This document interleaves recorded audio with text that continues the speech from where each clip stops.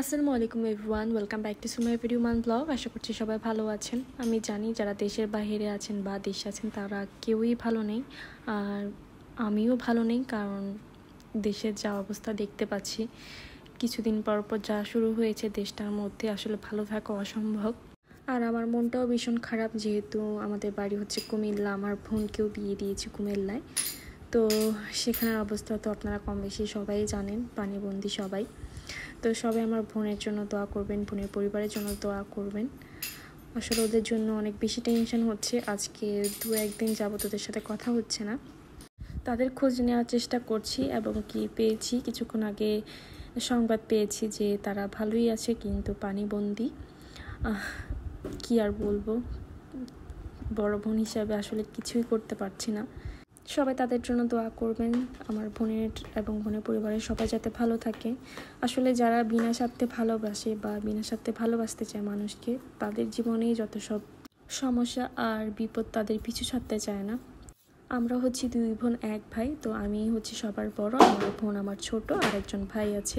আমি একটা ভিডিওতে বলেছিলাম আমার এই বোনটা বিয়ের আগে এবং আমার বিয়ের পরে আমার জীবনের ভালো খারাপের সঙ্গী। কখনো কোনো আবদার করেনি, আবদার রাখেনি। ছোট বোন হিসেবে বড় বোনের কাছে তো অনেক কিছুই চাওয়ার থাকতে পারে, কিন্তু কখনো ওই ধরনের কোনো আবদার করেনি এখন পর্যন্ত। ওর একটা বেবি হয়ে গেছে। তো যাদের বোন আছে তারা তো জানেন বোন থাকাটা কত বড় নিয়ামত। আমি ওমানে আসার পর থেকে এমন কোনো দিন বা কোনো কারণ ছাড়া ফোন হয়তো মিস গিয়েছে। প্রতিদিন 2-1 বার কথা হতো আমার বোনের সাথে, ফোন দিত। আমি ভুলে যেতাম, কিন্তু সে ভুলতো না, সে ঠিকই আমার খোঁজ নিত, খবর নিত, আমার সাথে কথা বলতো। আর আমি নিজেই ভুলে যেতাম, কিন্তু যখন মাঝে মাঝে আমার বোনের ফোন পাই না তখন আসলে অনেক বেশি খারাপ লাগে। কিভাবে যে সময়টা যায় মানে বোঝানো যাবে না। আপনাদের ভাইয়াও বলে যেদিন ও কল দিবে না সেদিন আপনাদের ভাই আর আমি দুজনে বলি কি হলো, কেন কল দিচ্ছে না, দুজনেই চিন্তা করতে থাকি। তো সেই হিসাবে অনেক বেশি খারাপ লাগছে। আমার এই বোনটা আমাকে সব সময় আমার খোঁজ খবর নিত, কল দিত, কিন্তু আজকে তার বিপদে আমি তাকে দেখতে পাচ্ছি না, তার কি অবস্থা জানতে পাচ্ছি না। যারা বড় বোন আছেন তারা তো জানেন কেমন লাগবে বিষয়টা। আমরা যারা প্রবাসে আছি তারা জানি দেশে কোনো কিছু হলে আমাদের কত চিন্তা হয়। আমাদের পরিবার পরিজন আছে, দেশের মানুষজন আছে, আমরা হয়তো অনেককে চিনি না, তারপরেও মানুষ হিসেবে আমাদের খারাপ লাগে যে আমাদের দেশের মানুষ। আর বন্যায় কবলিত যারা আছে তাদের অবস্থা তো দেখতেই পাচ্ছেন, এক একটা হৃদয় বিদারক দৃশ্য। বন্যায় কবলিত মানুষগুলোর স্বপ্ন ভেঙে চুরমার হয়ে গিয়েছে। তাদের একটু একটু করে তৈরি করা ঘর বাড়ি, প্রিয়জন হারানোর বেদনা একমাত্র তারাই উপলব্ধি করতে পারছে। সবাই তো দেখতে পাচ্ছেন টিভিতে, মোবাইলে যে কি হচ্ছে না হচ্ছে দেশে। আসলে এখন আর কাউকে কিছু বলার নেই, একমাত্র উপরওয়ালা ছাড়া। আল্লাহর কাছেই আমাদেরকে সাহায্য চাইতে হবে। আসলে অনেক দুঃখ কষ্ট বা অনেক কিছু প্রতিবাদ করা যায় না, এগুলো আল্লাহর উপর ছেড়ে দিতে হয়, যে কি হয় সেটা দেখার জন্য। জুলুমকারীর বিচার অবশ্যই আছে, প্রত্যেকটা অন্যায়ের শাস্তি কোনো না কোনোভাবে আল্লাহ তাআলা দিয়ে থাকেন এবং দেবেন। আজকে আমার কথা বলতে অনেক বেশি কষ্ট হচ্ছে, আমি অনেক থেমে থেমে কথা বলছি। আসলে ভিতরে অনেক বেশি টেনশন কাজ করছে যে আমার বোনটার কী অবস্থা, কী অবস্থায় আছে। শুধু বোনের জন্য না, দেশের মানুষ যারা বন্যায় কবলিত তাদের অবস্থাগুলো দেখে অনেক বেশি খারাপ লাগছে। নিজেকে ওই জায়গায় চিন্তা করছি তখন আমার কি পরিস্থিতি হতো। জীবনে অনেক বন্ধু বান্ধব আবার অনেক মানুষকে কাছের মানুষ বানিয়ে দেখেছি, কিন্তু যেটা হয়েছে নিজের রক্তের মানুষজন ছাড়া আর কেউ তেমন আপন হয় না। আবার কিছু ক্ষেত্রে নিজের আপন মানুষের থেকেও পর অনেক ভালো হয়। আমি এমন একটা বোন পেয়েছি আলহামদুলিল্লাহ আমার জীবনে, যাকে আমি আমার দুঃখ কষ্ট সব শেয়ার করেছি। কখনো আমাকে খারাপ কোনো বুদ্ধি বা খারাপ কোনো পরামর্শ দেয়নি। আমার বোনটা হচ্ছে এমন যে পিছনের যা বলবে সামনেও তা বলবে। সে পর হোক বা আপন হোক, তার যদি দোষ হয় তাকে তারটা বলবে। তাকে সামনে ভালো বলে পিছনে খারাপ বলা এগুলো কখনোই করবে না। কারো বিপদ আপদের কথা শুনলে ফোন দিয়ে জিজ্ঞাসা করবে তার কি খবর না খবর। সে দূরের আত্মীয় হোক বা কাছের আত্মীয় হোক, সবসময় এই জিনিসটা ও করবে।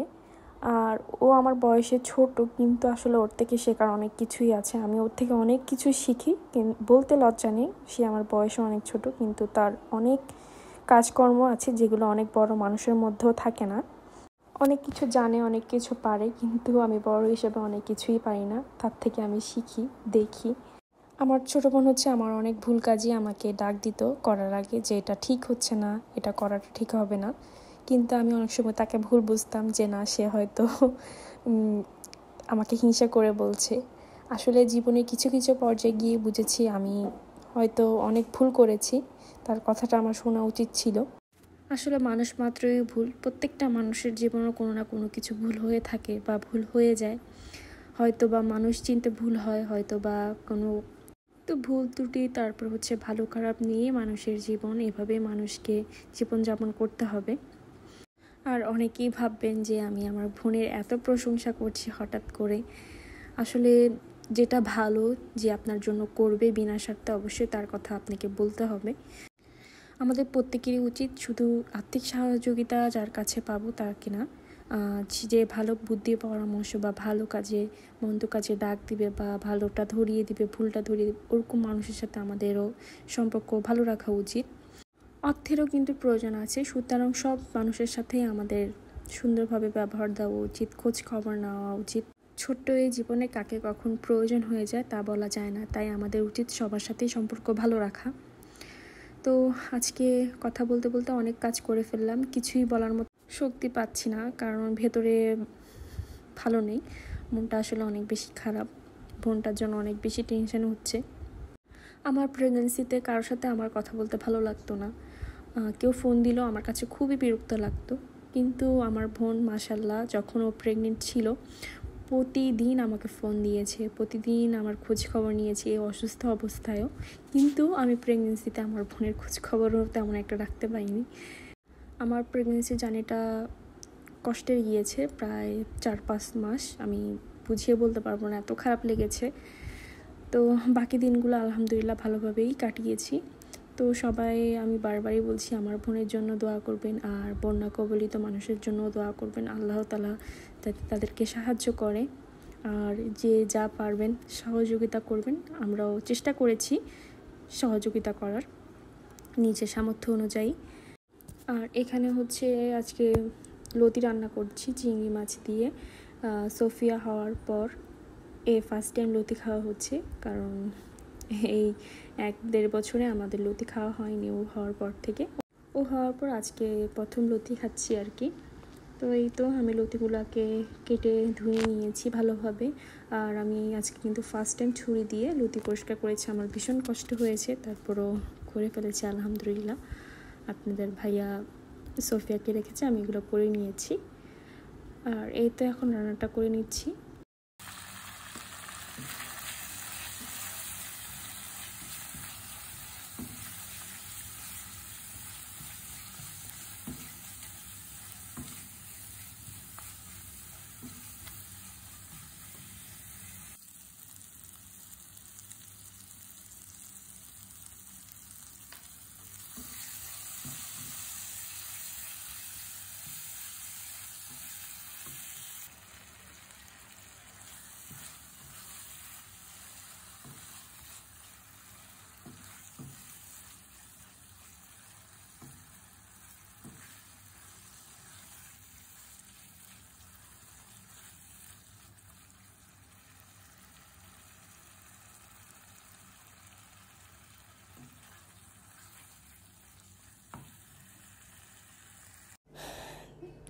মশলার সাথে আমি চিংড়ি মাছটাকেও কষিয়ে নিয়েছি কিছুক্ষণের জন্য।